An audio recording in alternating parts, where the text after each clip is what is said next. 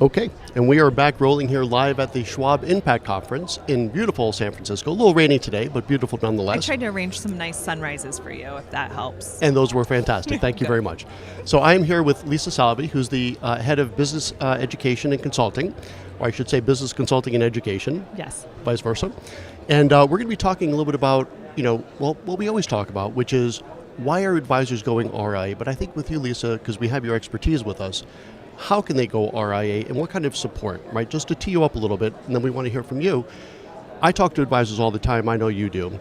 And when they're leaving, especially some of the larger banks and wirehouses that have layers and layers of support, they want to go independent, they want to go RIA, but sometimes they're hesitant not knowing what level of support is out there. How does your department help them with that? Yeah, it's such a great question. I actually had the opportunity to sit down with a bunch of advisors that are exactly in that seat just yesterday morning with my team. Room full of people, and I always start off by saying, I think you guys just have the best seat in the house. You know what I mean? Like, look at the incredible ecosystem. I know. You can just look around at Impact. There's people everywhere. It's almost like daunting and astounding and overwhelming the first time you come at how much support there is in this industry. But what you really need often is a guide that's going to help you through that process and help you make really good choices. And when we are working with people who are thinking about becoming independent, whatever path that's going to be, we can talk about that a little bit. Yeah. What they want to know is, how do I just ask the right questions? What do I not know? How can you help me through that process? So I actually have 3 teams that specialize purely in this. One team helps you think through your business design. So who do you want to serve? What kind of clients are you going to build your business around? What kind of marketing do you need? Who are you going to work with from a compliance or legal perspective? What kind of real estate do you need? What are your growth goals? What's going to fit you for a little while? So they help you with all of that. We do a firm design blueprint, which is a really powerful way to get all of those ideas and exciting things that can rattle around in your head down on paper and really start to have a little bit of a business plan. Yeah. We'll do a economic analysis and a pro forma, so you're working with real numbers. I have another team that works on the tech design, and everyone wants to talk to them because, it's a big expense. It's maybe something you've never thought about before, and there's such amazing capabilities that you want to make sure they all play nicely with each other and give you a really good ROI. And then the last team's sort of the team that's like your psychological guide through the process, if you will. Your counselor. Yeah. They actually help with the whole project management process. So wow, okay. starting, maybe 8 to 12 weeks before the transition, they help with all the asset review. They're going to help you and hold your hand so that you feel like you're really well supported as you go from that little scary period of time where it's like, okay, I made my choice to do this, but are my clients going to come? Are the assets going to come? They are. Yeah. But you have someone that helps you through that process. They always do. But it's scary. Like, these are big decisions, right? Without question. So those are those 3 teams, but really beyond that, we want to be their long-term partner too, and we want to help you well beyond that moment of transition and into the future to be a top-performing firm and to grow and to define your vision of success. Yeah. So I knew that you had a very strong team to help with the transition. I frankly was less familiar with the fact that there's ongoing support as well. And if you could go a little bit deeper into that, right? So again, we're talking to advisors. Our audience tends to be advisors in the wirehouses and the independent broker-dealers where there is a lot more support than being by themselves. But they're not by themselves, are they? Certainly not for the transition, and evidently not even for the ongoing. So how do you guys help support them after the transition? Yeah, that's where the rest of your life is spent, right? Yeah. So you really want someone who's going to be able to look at, okay, if let's say you're 300 million in AUM now, what do I need to prepare for as I grow to 500, 700. We have a lot of data insights from our benchmarking study, so we're just super fortunate because we have about 1,300 firms who participate each year. That actually is $2 trillion in assets under management, which just kind of blows my mind. We've been doing this so long, I still remember hitting $1 trillion and feeling very excited about that. But we have peer groups from under 100 million to 5+ billion. So what that helps us do is really see that journey a firm goes through and help you kind of think, well, one, how am I actually performing? What's my productivity look like? How does my tech stack compare? What are my growth strategies doing? How am I generating new business?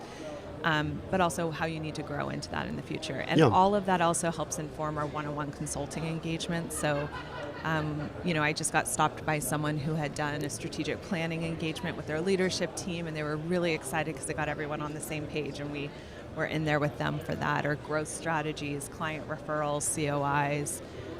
There is a measurable difference in the growth trajectory of firms when they have these documented strategies, and we really Yes. want to be helping them with those things. And we do tech, cyber, and a little bit of operational consulting as well with those firms. So we want to be your long-term partner, really. That's fantastic. And, let's go a little bit deeper in the technology, right? I Yes. happen to love RIA technology. I think that's such a differentiator. So again, you're at a big wirehouse. Here's your tech, period. Right? You get what you get. You can't get upset. Right. There you go.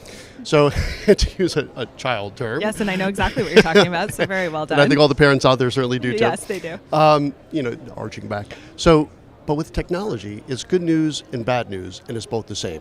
And that there's so much out there. So the good news is there's a ton of technology. The bad news is there's a ton of technology. So how do you help them kind of parse through the account management solutions and the rebalancing solutions?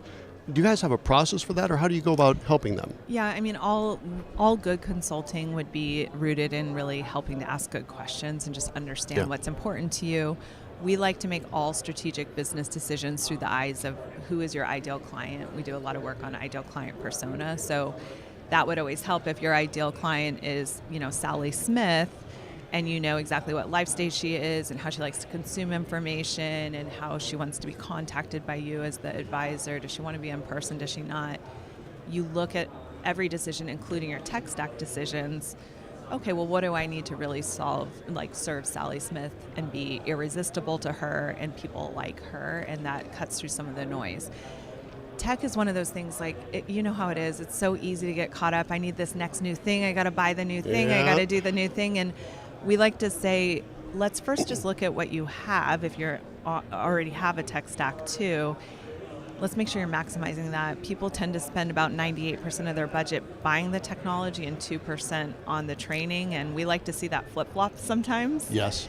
The other thing I would say is once you have your tech stack, often there's API integrations that have been added and firms are not even aware of it. So that's a really good thing to do. Let's just make sure we're maximizing and your systems are talking to each other.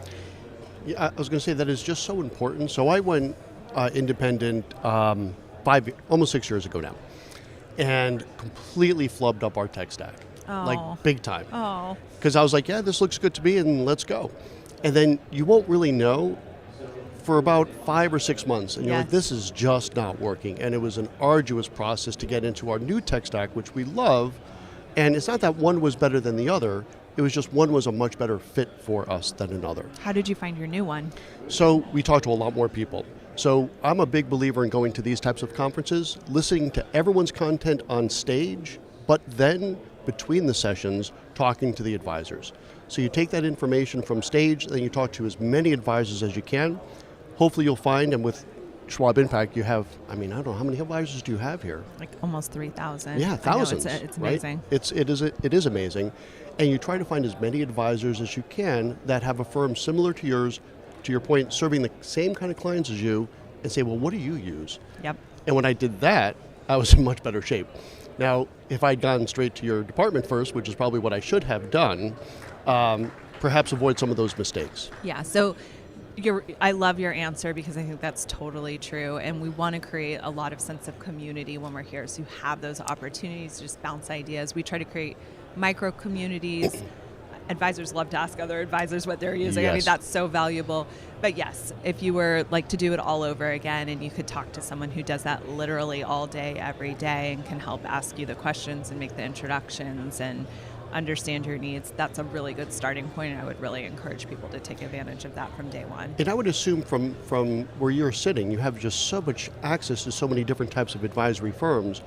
If I was coming to you fresh, this was 6 years ago, would you connect me with some other advisors who have a tech stack that I think I want to do a deeper dive with them? Do you guys do that? Sometimes we do that. I think also just the tech stack question never really goes away, right? Like it's Yeah. always going to be there. So one of the other things that we've tried to create and we have over time is the opportunities for advisors to form more study groups with each other. Yeah, I love that. So through some of the talent programs that we have, so we have one for kind of like your C-suite successor called the Executive Leadership Program, and we have another one we just launched this year for kind of like your mid-level manager, newer, or just someone who's a people leader that's trying to get better at it. Those connections with each other, we're trying to create more of those environments where you just have those opportunities. And I can't even tell you some of the amazing things that have come out of that. Like, Yes. not only I remember, like, you know, in COVID, when the whole world was kind of going crazy and we were all trying to figure things out, they all really helped each other figure out that remote work thing. Yeah. What tech you even just needed for that. So they were sharing those ideas. And now we see, you know, through the study groups where they stay in touch, a lot of times they'll fly out to each other's offices to see exactly how it's working somewhere else. So it just, you know, leaning into the amazing power of collective intelligence and the innovation and trial and error we've all kind of individually done for the benefit of the broader ecosystem is something I really love about this industry. And I Yes. think advisors are remarkably good at that when they have the opportunities to have those connections. They're remarkably good and remarkably open.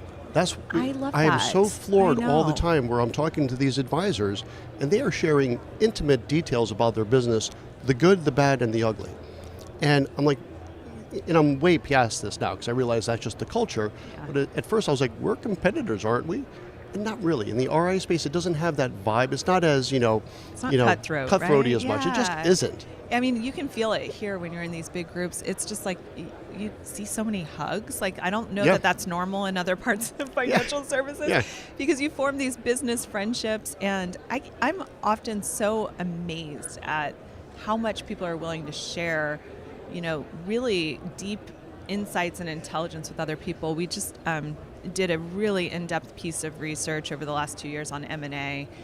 And we do, you know, of course, some M&A consulting and things like that with Yep. advisors because everyone's sort of either thinking about it or thinking like, am I missing out on something and I need to think about this? So, Yes. but we interviewed people that have done so many different transactions and just the level of insight they're willing to share with each other. It's just remarkable. And it's almost like, you know, my first deal was really hard. Here's all the things I did wrong and I hope no one else ever makes those same mistakes. And I love that about this industry. I think it's such a supportive, incredible, vibrant community we have. It is.